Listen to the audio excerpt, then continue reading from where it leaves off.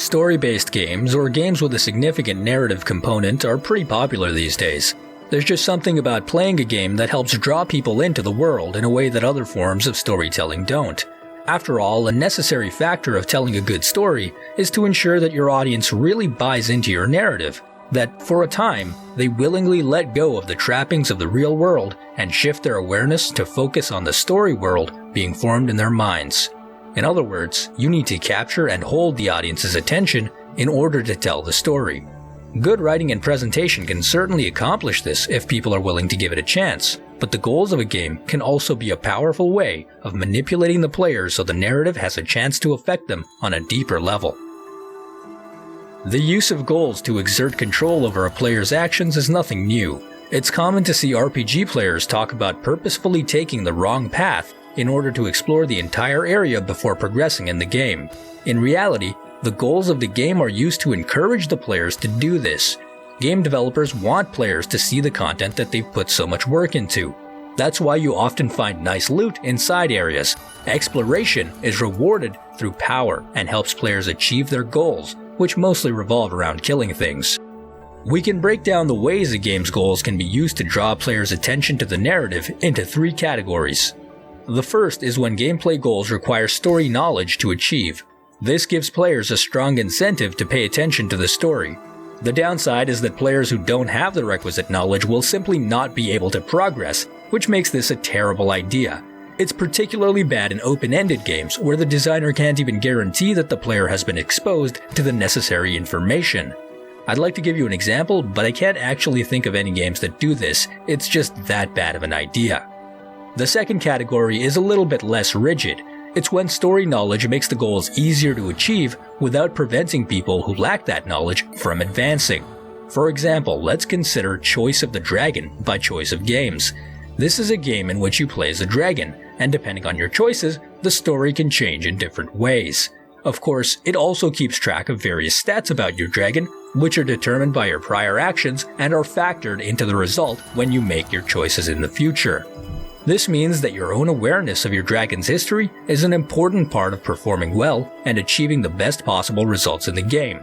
As the player, you're given an additional incentive to pay attention to the story and to the actions you take.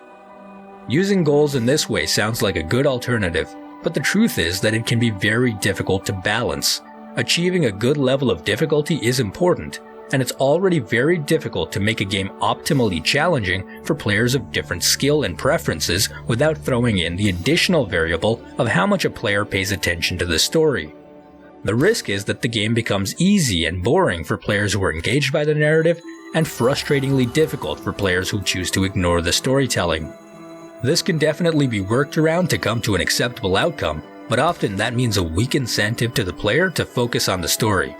Choice of the Dragon is a good example of this as well. There aren't that many bad things that can happen to the player for making less than optimal decisions, and the game doesn't have any hard goals either. Sure, gaining gold in infamy is nice, but it's of secondary importance.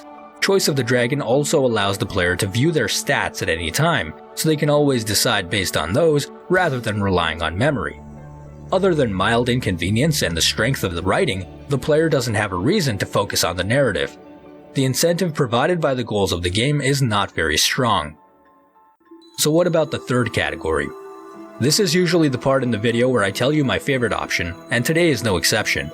The third category is when the player does what they need to do in order to achieve the goals of the game and gain story knowledge as a byproduct of those actions. Let me give you an example. Back when I was in high school, I played an online web game called Dreams. It was a variation on those spot the difference puzzles for kids.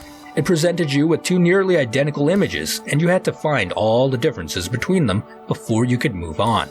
Then you would repeat the process until the game was over. What was interesting about it was the series of images told a coherent story. That's still just a bunch of pictures, but when combined with the spot the difference gameplay, it was surprisingly powerful. This type of puzzle mainly involves procedural problem solving.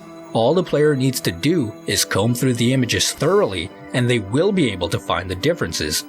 The process forces the player to stop, examine the images, and take in all of the little details about the story and the characters and the world.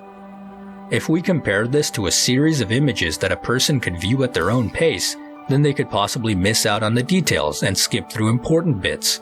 Even if we took control of the timing away from them and kept the images on the screen for a fixed amount of time, there's no guarantee that the viewer would examine them.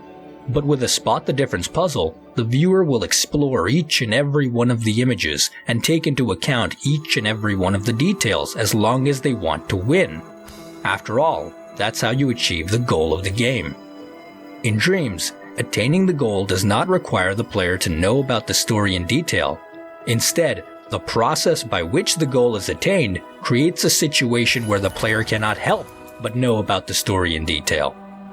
And this knowledge fleshes out the story world in their mind, making it a much more compelling target upon which to focus their attention.